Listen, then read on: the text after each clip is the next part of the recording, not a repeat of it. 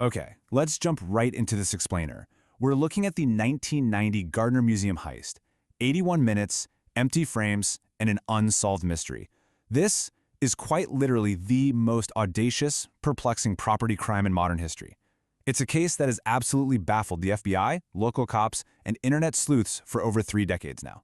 We're talking priceless art, some truly bizarre decisions, and a mystery that still haunts Boston today. $500 million. Let that number sink in for a second. $500 million. That is the staggering estimated value of the 13 masterpieces that completely vanished into the Boston night on March 18, 1990. In just over an hour, $500 million of human heritage was wiped from the walls of the Isabella Stewart Gardner Museum. Among the missing, Johannes Vermeer's The Concert, which is one of only 34 known Vermeers in the whole world, valued at $250 million all by itself, and oh yeah, Rembrandt's only known seascape.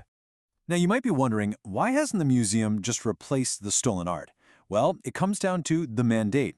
Isabella Stewart Gardner's will strictly dictated that the arrangement of her collection must never be altered, or the entire collection would be shipped to Paris. It was an ironclad testamentary command. No items sold, no new items added. Period.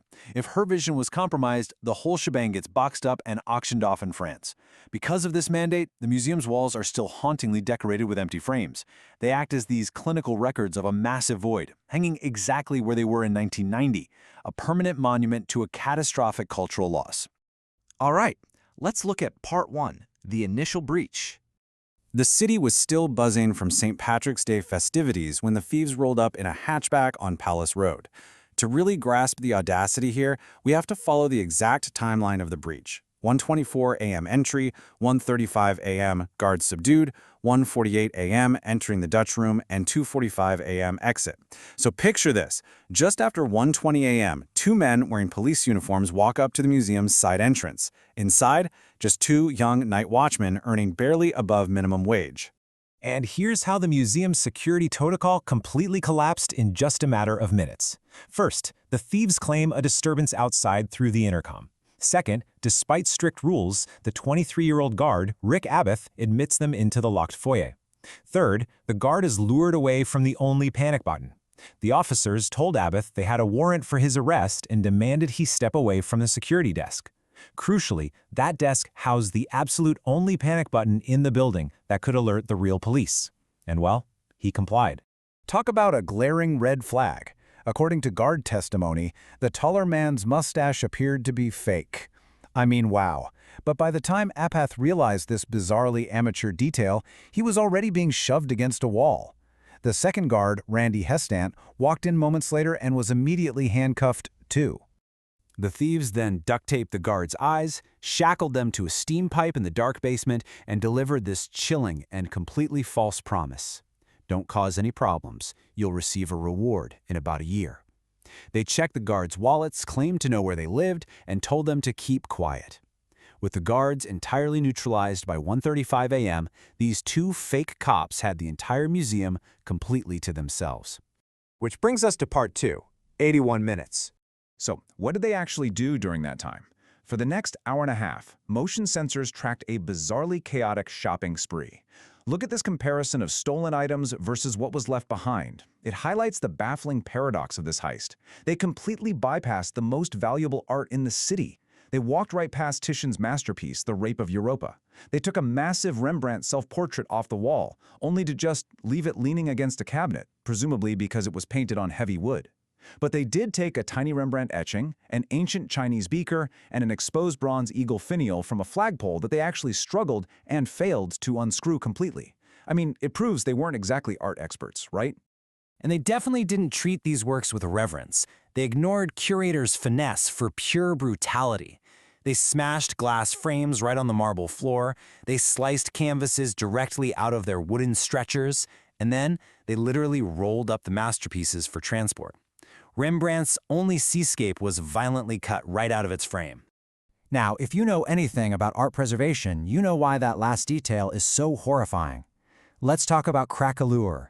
It's the fine pattern of cracking that occurs on the surface of an aged oil painting, which is catastrophically worsened when a dried canvas is rolled up.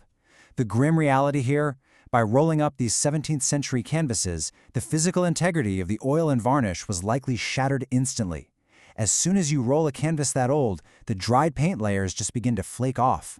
So the thieves may have escaped with the art, but they almost certainly triggered its immediate, irreversible physical destruction. Moving on to Part 3, Theories and Dead Ends.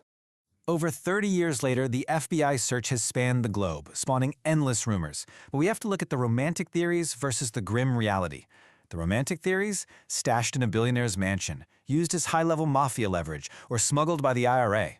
But the grim reality? Brutally cut, haphazardly rolled, and rotting away to dust in an unheated, forgotten storage unit. See, Hollywood loves the idea of a Vermeer hanging in an oligarch's secret lair. But experts fear the art was simply an illiquid asset that amateur thieves couldn't fence. You can't just pawn a stolen masterpiece. It's too hot to touch. Criminals use stolen art as collateral, a get-out-of-jail-free card, to trade for reduced sentences. But if those criminals die or forget where they hid it, the art is just left completely vulnerable to the elements. This quote from a local on Reddit really hits the nail on the head. I can picture it so vividly. Someone's stinky basement on West 3rd Street, next to a broken washing machine, wrapped up and collecting dust. That captures the community's lingering dread perfectly. The consensus among investigators is that these were local amateurs, maybe connected to the mob in Southie or Dorchester, who quickly realized they had absolutely no way to turn the art into fast cash. And it's not like law enforcement hasn't tried. Despite massive sting operations and tracing Boston Mafia gang wars, every promising lead agonizingly evaporates. In 1994, an anonymous letter demands $2.6 million, but the writer gets spooked and vanishes. In 1997, a reporter is taken to a Brooklyn warehouse and shown fake Rembrandt paint chips. And in 2013, mobster Robert Gentile's home is raided, revealing a handwritten black market price list for the paintings. But no actual art. He died without ever revealing a thing. And finally, Part 4, The Unclaimed Reward. This brings us to the ultimate mystery of this explainer, the money left on the table. $10 million. The Gardner Museum is still offering the largest bounty ever put forward by a private institution for information leading to the art's recovery in good condition. Seriously, $10 million just sitting there, waiting to be claimed. And here's the crazy part. Look at these facts. The statute of limitations has completely expired. The museum is offering total amnesty with no questions asked. The payout is allocated proportionally for each individual item, and anyone can return the art without fear of prosecution. With total amnesty guaranteed,